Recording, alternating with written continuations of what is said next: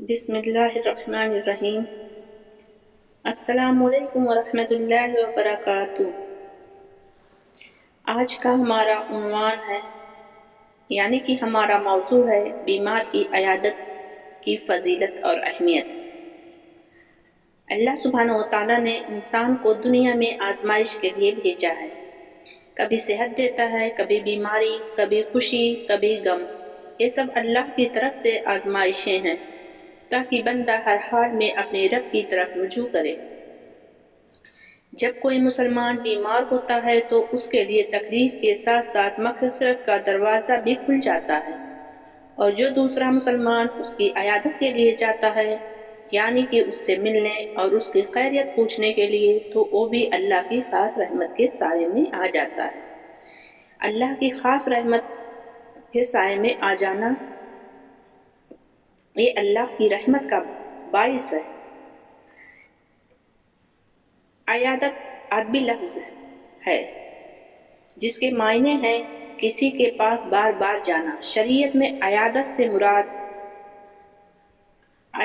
مراد ہے کہ کسی بیمار کے پاس جا کر اس کی خیریت معلوم کرنا، اس کے لیے دعا کرنا، اس کے دل کو تسلی دینا کہ اس کو سمجھانا۔ اسلام میں عیادت کی فضیلت۔ اسلام ایک مکمل دین ہے جو انسانیت، محبت، بھائی چارے اور ہمدردی کی تعلیم دیتا ہے۔ بیمار کی عیادت دراصل انسانیت کا حق ادا کرنا ہے۔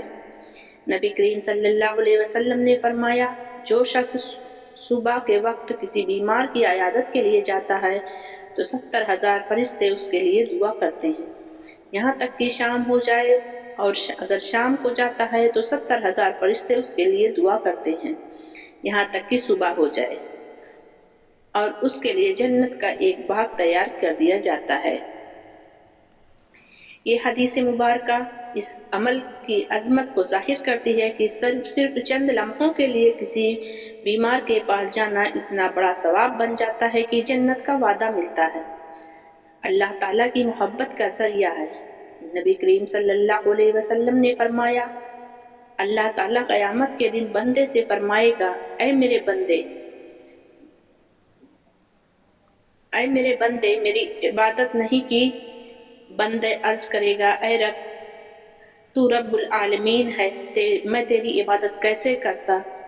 اللہ فرمائے گا، کیا تجھے معلوم نہیں کہ میرا فلاں بندہ بیمار تھا؟ اگر وہ اس کے پاس جاتا اگر تو اس کے پاس جاتا تو وہیں مجھے پاتا۔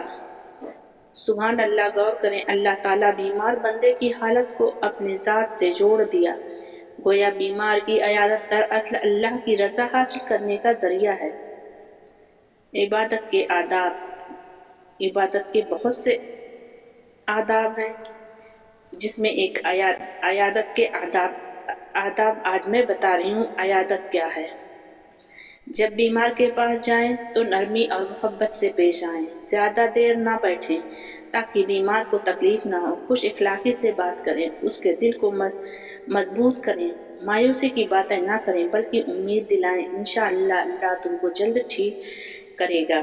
اگر ممکن ہو تو تھوڑا سا تعاون بھی کریں، مثلا دوا دلوا دینا یا ضرورت کی چیز پہنچا دینا۔ بیمار کے لیے دعا کریں، جیسا کہ رسول اللہ صلی اللہ علیہ وسلم فرمایا کرتے تھے۔ عیادت کا اصل مقصد ہے صرف رسمی ملاقات نہیں بلکہ ایک مسلمان کے دل کو تسلی دینا ہے۔ جب بیمار کو محسوس ہوتا ہے کہ اس کے بھائی اس کی پرواہ کرتے ہیں تو اس کے دل میں سکون پیدا ہوتا ہے۔ یہ سکون اس کی صحت کی بحالی میں بھی مدد دیتا ہے۔